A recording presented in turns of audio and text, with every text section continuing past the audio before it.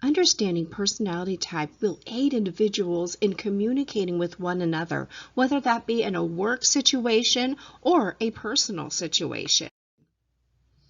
So we have preferred communication strategies within each of the 8 different preferences. So extroverts are very good at communicating with a lot of energy and enthusiasm, and they may even need to have a little bit of expression, and sometimes you're going to see them get very energetic by using their hands as they talk.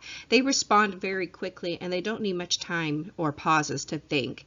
They like to talk about just about anything as long as it's in their external world. They don't like to talk about anything inside of them, and they're going to seek opportunities to communicate with many people, with groups of people, because they enjoy being the center of attention.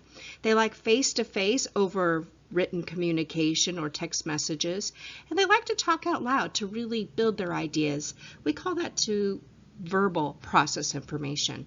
An introvert is going to be more inside of themselves. They're going to keep their energy inside and their enthusiasm, and they need time to really pause and reflect before responding. So when you're communicating with an introvert, be sure to count to maybe 1, 2, 3 after you say something to give them an opportunity to think and respond. They need to be drawn out, and counting helps to draw them out a little bit. They like to thoroughly consider their ideas and thoughts and impressions. So generally you're going to find that after a meeting or an interaction, you're going to get an email from them that's going to tell you more about what they really think. They prefer the written, and they really are only going to speak out loud after they've had a sufficient amount of time to really think through the process. When we look at the sensing and the intuition, a sensing person relies more on evidence, the facts, the details, and examples. They want that presented first. And they need really very practical and realistic applications for anything.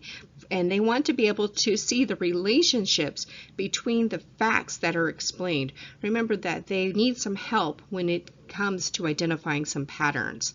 They rely on direct experience, so they're going to share anecdotes and prior experiences in order to validate their thoughts. And they use a very step-by-step approach. They're very methodical in all of their conversations.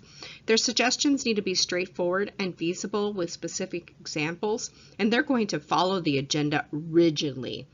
In contrast, an intuition person likes more of a global scheme.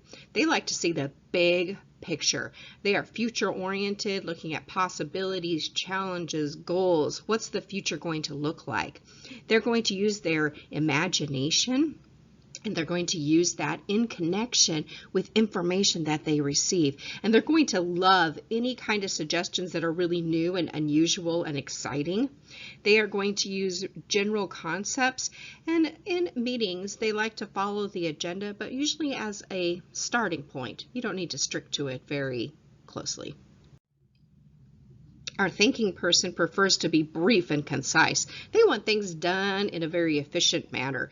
They need it done, over with, completed. There's no need to just sit around and chit-chat. They want all the pros and cons to be listed very well. And they also like to be intellectually critical, and they're going to be objective about their communication skills and what they're going to be said. They are going to be convinced by facts and figures over any kind of personal pleas. They want goals and objectives first. And they really aren't very interested in the emotions and the feelings, so try to avoid those. And if needed, use that only after you've presented the facts and the figures. And they really need involvement with being task-oriented whenever they are in any kind of meeting or conversation.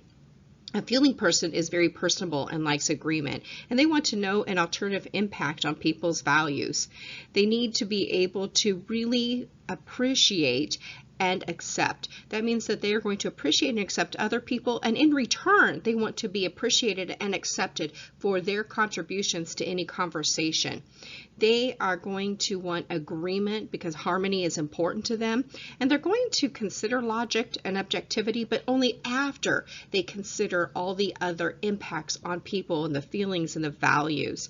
And in a meeting situation or in a conversation, they're going to seek first to really be involved with other people. You might see that sometimes they're going to reach out and physically touch someone so that they get that connection.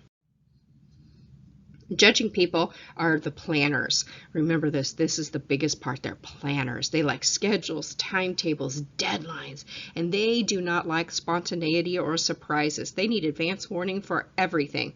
They want other people to follow through because that's what they expect of themselves. Their decisions are final.